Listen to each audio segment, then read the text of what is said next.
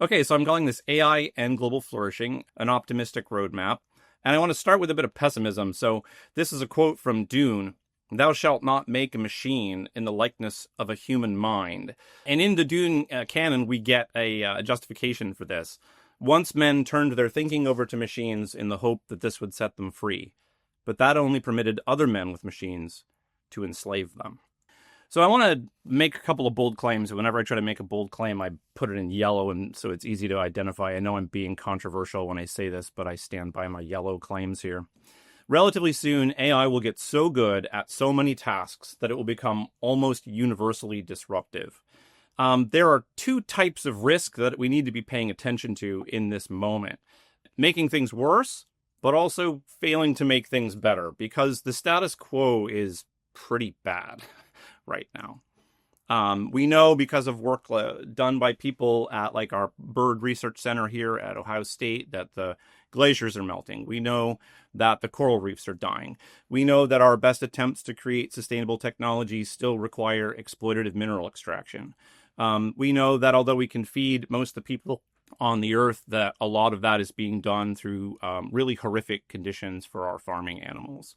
We know that the benefits of increased technology and wealth are nowhere near equally distributed across the planet.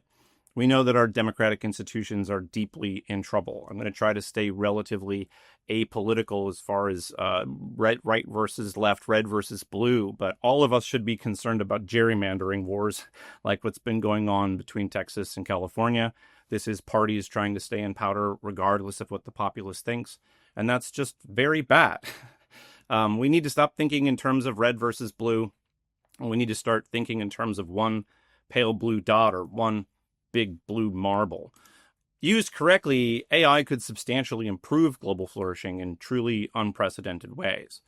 We've already seen some early successes here. AlphaFold managed to crack protein structure, which means we'll get some really revolutionary medical technologies on the near horizon. AI is helping decode animal speech. It might even be possible that we can talk to non-human animals, at least some like dolphins and whales. And this might fundamentally transform the way that we think about our non-human animal colleagues. But what about all the bad stuff? And I don't want to be optimistic in a way that is naive. So I want to admit that the rapid disruption caused by AI is already creating a whole host of extremely difficult problems, and there's every reason to think that things will get worse before they get better. But with sufficient intention and political will, all of them are, in my view, solvable. And in general, the AI itself can help us find the solutions. I want to make a philosophical distinction between extrinsic versus intrinsic problems. Extrinsic problems are not built into the nature of AI itself. They're just features of the rest of the world around us as AI begins to emerge. And then there will be intrinsic problems, which seem to be built into the nature of AI itself. Let's start with the extrinsic problems, and I'm going to start the one that everybody talks about the most, it seems, which is the environmental impacts. You see all over the internet articles like this, artificial intelligence threatening our water and climate. And I want to take this very seriously, but there are reasons to think that we can solve these problems. There's efficiency solutions, both in terms of making AI itself require less cooling, have less water-demanding energy grids. We could also be better at using the water that we already use for irrigation and things like that if we do that more efficiently. One of the things I'm personally most excited about is AI is enabling us to make rapid progress on fusion energy. We know that we can make essentially unlimited energy by creating super hot plasmas inside of electromagnets. It's just very difficult to do that and regulate those things fast enough. And our AIs are getting better and better at helping us do that. If we solve that problem soon, then we can essentially flip over from fossil fuels overnight. And a lot of the pollution, as we all know, is from the industrial side of the world, and we could push a lot of that into space. And I know that sounds science fiction-y, but we live in an emergent science fiction reality. And there's every reason to think that this will happen because the CEOs are already talking about it. Google, among others, are talking about moving the data centers, the compute that we need to continue developing AI into space. And if you think, well, gosh, then that just means we have to build more rockets and launch them into space. That's not true. We can just mine all the minerals and construct everything, all of it, in space. We don't even have to do that by ourselves. The robots can do that for us if they're sufficiently well developed. Well, what about all this unemployment and poverty that's going to get created as we eliminate jobs? This is a very serious concern, again, from the Google CEO, right? He says, don't even bother getting a law or medical degree because AI is going to destroy both of those careers before you can even graduate. What should we think about this? Well, there is a solution. It's actually a fairly well-explored solution, which is called universal basic income. And as much as we can generate all of this wealth, we can just give people their basic needs, no strings attached. Again, there's reasons to be optimistic that this really could happen. People like Elon Musk talk about it all the time. There will be universal high income, not merely basic income. Everyone will have the best medical care, food, home, transport, everything else.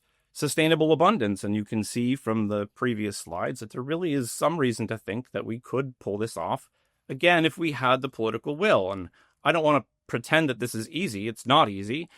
Trump's AI czar has specifically said that UBI-style payments aren't going to happen. So, we have to be able to actually try to change these institutions and make that kind of stuff actually happen. There's a big worry about oligarchy, right? The more these AI models get more and more sophisticated, they develop new math, new science, new technology, and then all of that is presumably, under the way that we run things now, owned by the tech CEOs. And that means that we start treating our tech CEOs like heads of state.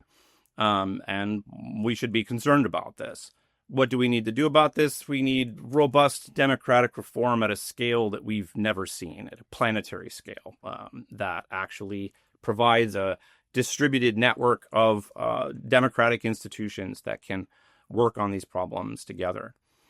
Here at Ohio State, if you haven't watched Michael Neblow's talk on town halls and democracy, I strongly recommend that you do it. I know for a fact that Michael Neblow is doing very smart work on democratic stuff and AI because I'm working with him on a couple of those projects. We also will need new economic systems, and the science fiction world of Star Trek, there's this replicator technology. You can just make anything by just zapping it into existence, and this eliminates the need for money. And that is admittedly a science fiction scenario, but again, there's reasons to think that something like this is in fact on the horizon. Here's Sam Altman. Ensuring that the benefits of artificial general intelligence are broadly distributed is critical. The historical impact of technological progress suggests that most of the metrics we care about, health outcomes, economic prosperity, etc., get better on average and over the long term. But increasing equality does not seem technologically determined, and getting this right may require new ideas. In particular, it does seem like the balance of power between capital and labor could easily get messed up, and this may require early intervention. This, if you're not familiar, is the CEO of OpenAI. There's a worry about algorithmic bias. For instance, in medical care decisions, we know that medical care data is disproportionately male and white, and that causes medical problems because the AI models don't know how to distribute things accordingly. But there is a solution to this, which is just better data sets. And again, we're already seeing some early progress here. Here's Ryan Kennedy, also over in political science, doing some really fascinating work on political polling, where instead of just using ordinary multiple choice political polls, after they gather that data, they have an AI chatbot converse with the respondents and ask, what do you mean by that? And why do you think that? And this is producing much richer data. You could imagine scaling that up to a global scale and having a much better view of what the populace of planet Earth wants all across all of the relevant diversities. There's a de-skilling problem. Anthropic's CEO says that in 3 to 6 months, AI will be writing 90% of the code software developers were in charge of. You might worry, I'm worried, that we will never be able to build software developers again because it's just too easy to not write any of the code. By the way, this article is at least 3 to 6 months old. So how do we solve these problems? Well, we can solve them through automation This is one of the developers at Anthropic, and he just said, this is December 27th, just a week or so ago, in the last 30 days, 100% of my contributions to Claude Code were written by Claude Code. It's already true that the AI software is writing the next generation of AI software. So maybe we don't need programmers anymore. Maybe we can just automate all of that. But then what's left for the humans to do, you might think. And this gets us into the intrinsic problems, which is the problems that are built into the nature of AI itself. This is not just the social and economic and political and sustainability stuff that's happening around AI. This is stuff built into the nature of AI. You might worry about a loss of meaning, that we're all going to end up like the people in WALL-E, just sitting, sucking down milkshakes and watching TV while the robots take care of us. You might worry about a loss of relationship, like in Her, where we substitute meaningful interpersonal relationships with our fellow humans with kind of candied, socially, initially satisfying relationships with AI that maybe doesn't even have emotional states, doesn't actually care about us. And that, of course, would not be good. There could be a loss of identity in ways that are pretty complicated. In the Star Trek world, there's this race of beings, or a group of beings called the Borg. They're a bunch of humanoid-type entities who have become mentally connected to each other through technology. I think this is something we really need to take seriously, as we have Neuralink technology already in development. We could hook together in a way where we lose our individual identity, and that's something that we need to be careful and thoughtful about. You could have a loss of agency. If we really have super intelligent AI, like, who's to say that they don't just run the world however they want to run them, and we end up in little bundles of pink goo with wires in the back of our heads because they don't need us anymore, and we just are extraneous to what their powers are. And there is already emerging a loss of trust. I need to admit that the other day when Maduro was taken, I saw this photograph and I formed this belief, oh, I guess the DEA was involved somehow. But this photograph is not real. It's generated by AI, and it's already true that the details of news, at least, and soon the news itself, will be something that maybe we don't know how to trust anymore, or who to trust anymore. And it's hard to see how, if we can't build trust using evidence like photographs and videos, how we ever build trust at large scale again. I don't want to diminish these problems. They're very, very big, very, very hard problems.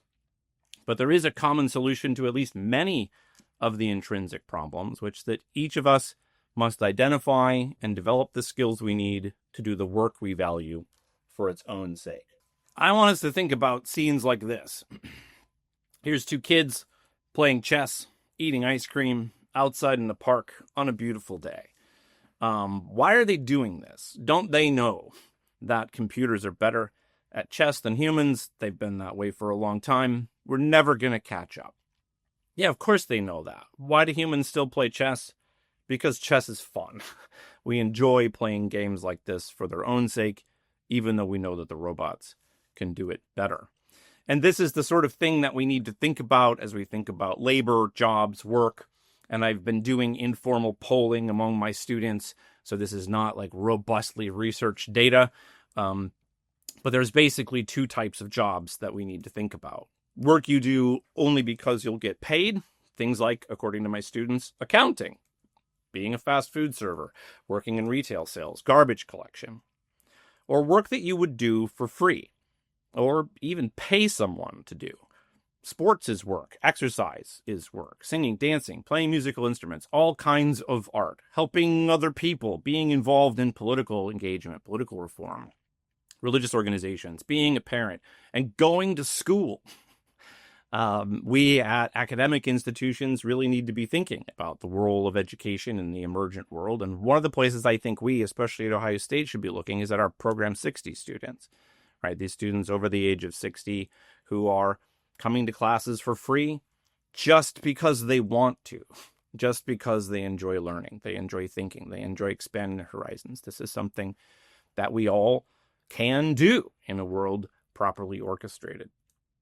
Basically, we all need to learn to do what the wealthy have always done, when you have enough money, when you have your basic needs met, what do? You learn how to cook. You start a little hobby farm and raise cute little animals that aren't factory farmed. You work in your garden. You learn how to paint. You get really ripped.